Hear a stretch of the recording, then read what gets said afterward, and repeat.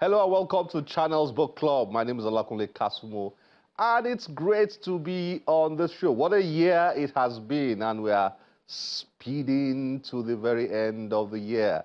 It's a privilege to be alive, to be well, to be able to do this.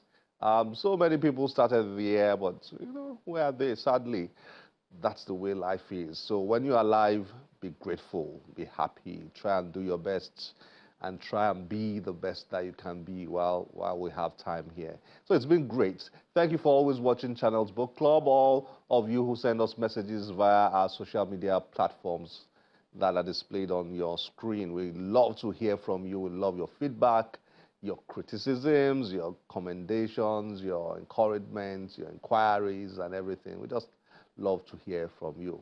Well, as we go into the end of the year, our guest for today is one that I'm pretty sure you enjoy listening to. She has so much passion and energy and creativity, and she's written a book that both the title and the cover will just get you curious, and you want to listen to her, and she is worth listening to. Well, let's get to meet with her, our special guest for today, and then enjoy the conversation. Collette Chibundombamalu, with the pen name Collette Davidson, is a social policy expert, certified educator, counselor, and author. Collette is an alumni of the Ladoke Akintola University of Technology and the University of Nigeria, among others. She is a member of the Association of Medical Laboratory Scientists in Nigeria, the Institute of Social Workers in Nigeria, and the National Association of Social Workers, among others. Collette has authored several books, including Nature and I, We Move, and My Father's Sperm. She joins Channels Book Club as our author of the week.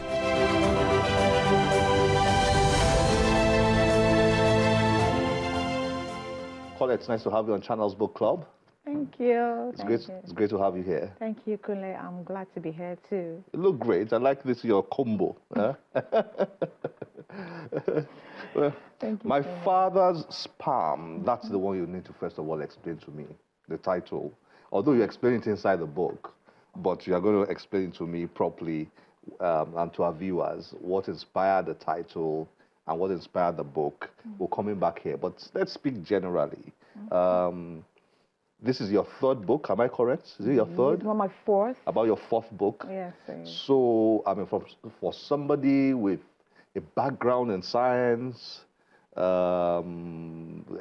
multiple degrees, you dabble into a whole lot of things. Where did the interest in writing, what's your story? What's your story when it comes to writing? Well, I think you captured it so well. Someone with all that background and settling for writing, my passion towards writing came from my yearn to be heard, but to be heard from a perspective where I'm still free as a person, and I found out that I can put down my thoughts without being watched, without being interrupted. So I chose the recluse position that has the least of resistances or attacks. So when I'm done writing, I get out there. You can be talking anything you want to talk. I'm done. You're not there. Yeah, I'm not there. And then of course when I'm in the depths of me and I'm fetching from my deep and I'm doing my research, you're not stopping me. No one is there to interrupt me. So it's like a closet effect. So, and I deal with a whole lot of things piece by piece. There's time, there's space. I just needed space, and that's why I chose writing. So I have a well of thoughts. So obviously from this. Okay, I would like you to introduce to us your previous books. Okay. What are they about, and why did you write them? My first book is Nature and I. I'm a nature advocate. I found out that nothing thrives outside their natural position. When people are struggling or an animal is struggling, it's because you remove the fish out of the water. and then you put it in somewhere else, so it starts struggling. So Nature and I is saying that I am nature. And it's actually a book I used to define or describe the civic life, civic education for younger persons, primary, secondary schools. That's why it's endorsed. It's been reviewed by NERD. It's basically about the environment. Exactly, but they captured it under civic education. So how you live with yourself and your environment. And then my second book says We Move. We Move is something that came on having understood our younger persons, how they, relinquish leadership, governance, peace to the external, and they wait for the government to give them all that, like spoon feed them. And I found out that if we keep waiting for those who are positional in authority, then that makes us pawns in a game. And so the front of the book even shows that, and yes, in a chess. I don't know if you play chess, but that's the pawn knocking off the king. That's the weakest piece on the board, knocking off the most important piece on the board. Was that deliberate? Yes, very deliberate. And of course, it's also saying that if you don't take action, no one's going to take that action for you. So because freedom is not given, you take it. That's why it's a knockoff, kind of. And We Move is moving. From it, part of it is where they got the saying, that's acronym, the chant, We Move. So it was used, I actually have a song to it. It was used in the 2020 NSARS, and it made a whole lot of influence for our young person, the youth especially. Then you wrote the song? Yes, I'm a songwriter. Yeah? I've actually sang some there for Nigerian independence. Maybe you should sing that for us. I mean, okay. The spirit of Niger, I am the spirit of Niger. Ajaye, we move. Ajaye, we win. Ajaye, Ajaye, Ajaye. Just keep open, like open up. Ajaye, yes, open. Yes, that's it. So Ajaye, we move. But if you shut your mouth, you probably will not. The multi-talented Collette. I'm just here to give life to thoughts. That's your purpose, right? Yes, give action to thoughts. Interesting. Nice song. Thank you. Song. Okay, so those are your previous books, right? Yes.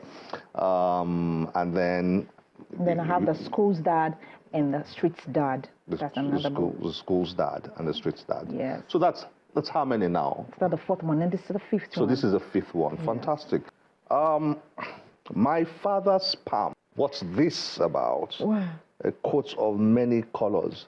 So you've got us already. You've got our attention fully with your title, and then your cover.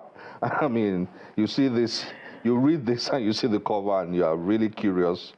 What is in this book? What's it about? Yeah, so what's My Father's Sperm about? Why this title?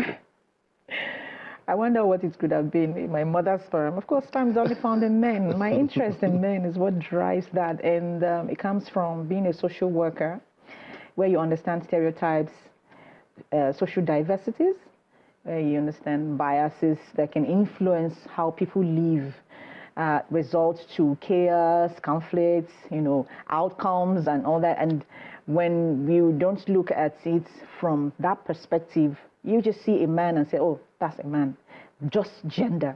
No, but there are peculiarities to each gender. And in Nigeria, we know we're in a patriarchal society, but then that's one end. What about the other ends that also empower that, and the loop sides to gender? As a gender advocate, I chose men at the long run. You are a gender advocate. Yes, a trained. But you're advocating for men. Yes, I used to advocate for women. Most strange, considering. No. I used to advocate for women, but at the same time, I found out that the DVs, domestic violence we talk about, doesn't just happen. I always give this simple illustration. When you're boiling water in a kettle, what happens? You close the top, but you give it an exit where the fumes go off. For men in Nigeria, I don't want to say Africa yet, for Nigerian men, we shut off the top and then we shut off the exits. So when the water is boiling with all that he's going through, the pressure, the attacks and all that, he hustles in the whole day, and then there's no way to release his heat. So and it just blows up. It blows up. And who is it going to blow up on? The weakest vessels. And then we call that DV. DV doesn't just happen. It started from the boyhood, where the boy is expected. Are you arguing that men should not be blamed for DVs? No, I'm not saying blame. We're looking for solution. If you're going to solution, you don't just start from the end. You start from the core. Because some feminists are very angry about that, your thought pattern. I don't care. They can be angry. They have the right to be. But if you want to be solution-driven, right, it's not grammar. You go from psych. What's the psychology of a boy? What's the mental expression of a boy? Have they analyzed that? It's the boys that became men. They didn't just drop, So if you understand the seed principle, it boils down to nature again. The seed became the trees. But now you come, and because a man, you are seeing a man, you didn't see him when he was a boy. He has released some heat on a woman, and then you come attacking the man. No, you go back to the core. We understand that in computer. You go back to the what? The software, the encryption. Then after that, you look on the screen, you see something different. That's what my father's sperm is saying. Handle all the stereotypes from boyhood, and then the ones in the men will also come clearer, that when a man is boiling, he now knows he has other exits. I know you're very strong on stereotypes of men in this book. Exactly. From what you're saying now. Can you share two of them that you shared in this book? Two typical stereotypes that you shared in this book. Something as simple as men don't cry. If you cry, you're what? A weak man. As horrible as funeral is, you don't expect a man to cry. You know what cry is? Tears. Tears are expression for healing, But if we have not understood that, we attack it, and then we attach a negative stereotype to it and call it weakness. So for men, if he cries, he's weak. But for a woman, if she cries, is what? She's expressing herself. So the man shouldn't express himself. Research shows that unexpressed emotions, suppressed emotion in the males results to high mortality rates. Our men die often because unexpressed emotions, unexpressed concerns, right? As little as tears. If I tell you scientifically what's in tears, it's salt. Salt is for healing, yeah. And as little as that is, that he couldn't even say, oh, I'm tired. Oh, I'm weak. He doesn't have exits where you release heat, right? Just that can cripple his liver over time because it gets accumulated. For every energy, in energy therapy, I'm also a consultant on that. For every energy unexpressed, right? It goes down to transit and transmute into illnesses. Whether it attaches to your liver is a whole ballgame, to your kidney, even prostrate, interesting, all that. So what's the second stereotype that you want to share with us here? When we say a man. I know you want them to go and buy this, so this is spoiler alert. What's the second stereotype? When we say that the major need of a man is sex, we have removed him from emotional expressions. When we say, so is that a common stereotype? Yes, the major need of men is sex. You say it this way: get his stomach filled and get his tanks empty. I hear that.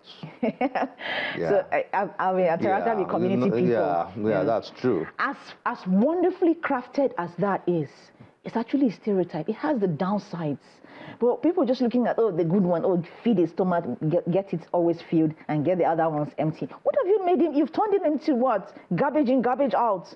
A man is emotions too. Those unexpressed emotions, which we have tagged them and tagged herohood to the emotion. Why are we this wicked? It's actually robotic, because you expect him that he shouldn't dare say, I'm weak. But he should always say, I'm strong. So the opposite of strong when it's a man is stronger. But for a woman, the opposite of strong is weak, and it's okay. But the opposite of strong for a man is stronger. Who are you dealing with? A robot?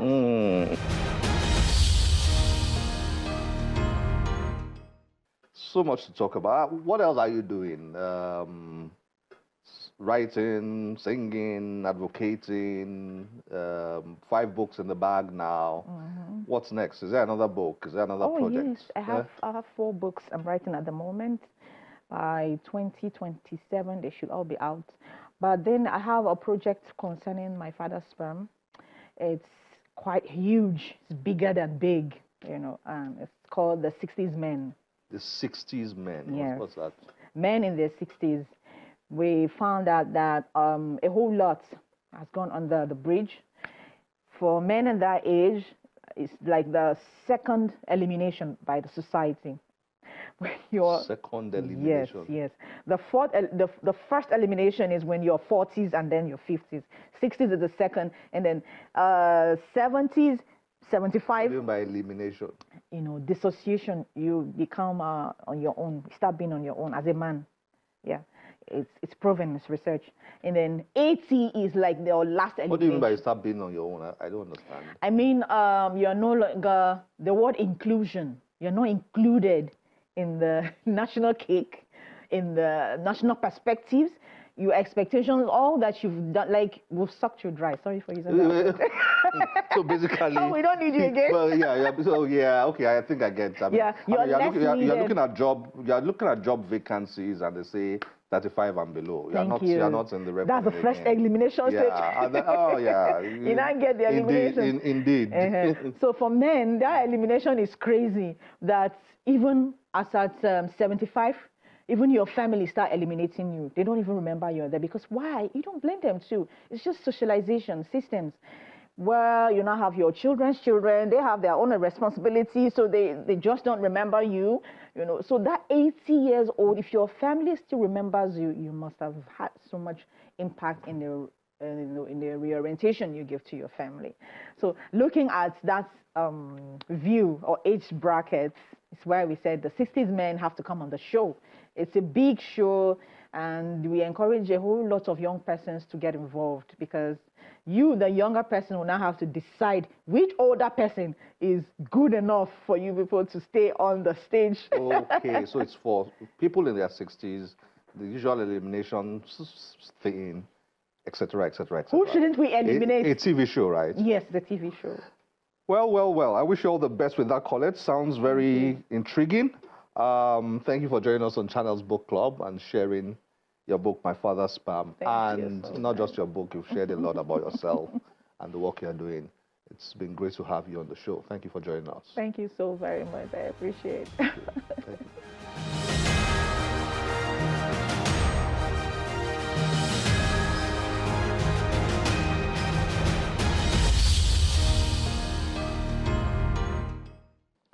Collette has so much packed in there, Well, hope to have her on the show again sometime, but this is where we have to end the show. But before we end the show, how about a reading for you to enjoy as we go into December? December is an exciting month. So many literary events here and there, book launches and book readings here and there. So, well, what a way to end it. Enjoy this.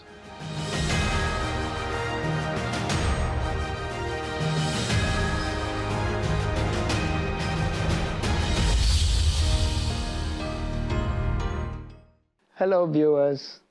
My name is Kufre Ntuk Esquire. I'm a lawyer, a poet, writer, and an author. By the special grace of God, I have authored these 2 books so far. One is entitled Taurus of Verses, Anthology of Poems and Poetic Eulogies. This is on poetry, while this is entitled Tribe of the Wet Sun. Particularly today, I'll be talking a little and reading a page from Tribe of the Wet Sun. Now, one would wonder, why Tribe of the Wet Sun as a title? The book generally, the setting is Ibibio land, is on Ibibio, my tribe. So there are many versions of the origin, migration, dispersal, and settlement of Ibibio people. Yes, many versions, as many as authors. But I have chosen to believe one particular version which appeals most to me and my conscience, and that is the version I have adopted to write this book. It has different chapters. Now, you have chapters on slavery, you have chapters on some other Ibibio practices, like the fattening of young maidens, like something we call, that used to happen, not, of course, that one is not peculiar to Ibibio alone. There's a story of people, what we call Adelphic polyandry marriage, where brothers, polyandry has to do with brothers. Adelphic has to deal with brothers. So one man marrying a wife, bringing to the house because she's beautiful. You see, the elder brother wants that wife, even if he was married. And they will do everything possible to kill this brother and take over the wife. The next brother will do the same thing. And at the end of the day, about 4 men end up marrying one woman just because she was beautiful. That one actually happened, I think it happens, is a general thing. So the coming of the missionaries first, Mary Slessor, the killing of the stoppage of killing of twins and all of that. So we have all of that in this book. So let me not waste your time. Let me whet your appetite a bit. Let's go to when the slaves, the Europeans came and started the transatlantic slave trade. You see how our people were dehumanized in this short passage I want to read. This is on page 104 of the book. The title here is Blood in Wine Glasses. My name is Captain Brunswick Crompton, alias Octavia, half British, half Portuguese. In the line of duty here, I go by the name Captain Burns. You must have heard a lot about me. If you haven't, well, I'm sorry. You'll have to deal with me the way you see me. From this moment on, I'm your master.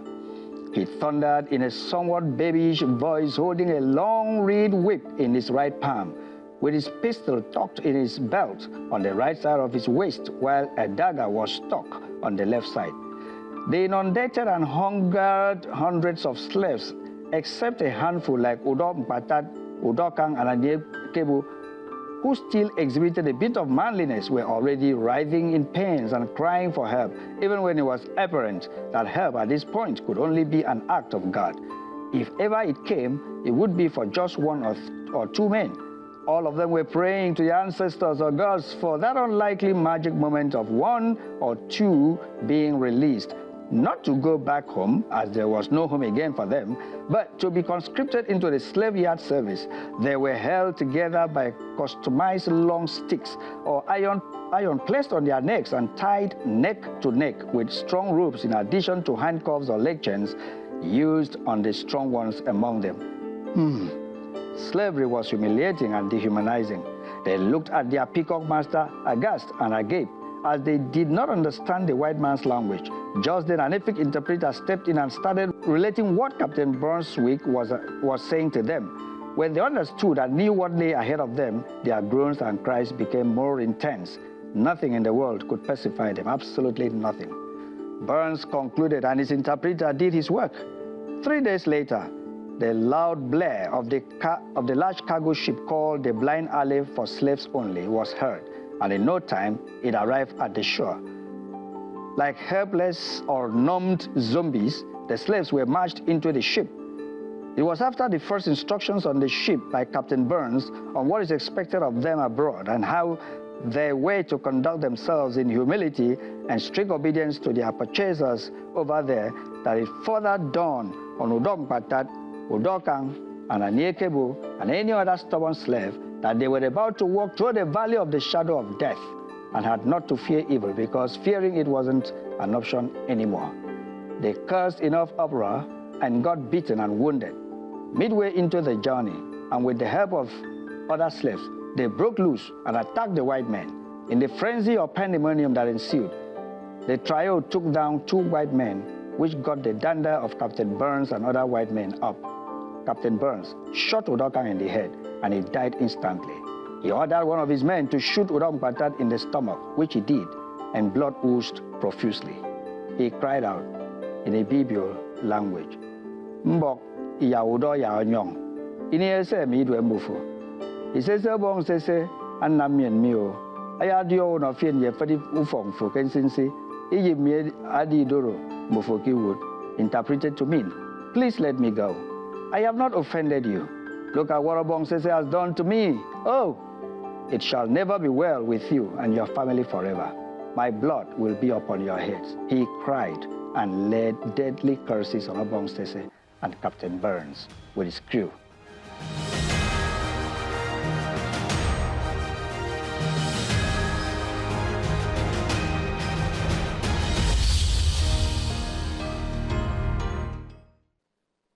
I hope you had a good time listening to that. This is where we have to end the show. Time is never our friend. As always, we'll be very delighted to get your feedback through any of our social media platforms displayed on your screen. My name is Olakunle Kasumo. Remember, one great book can change your life. Bye-bye.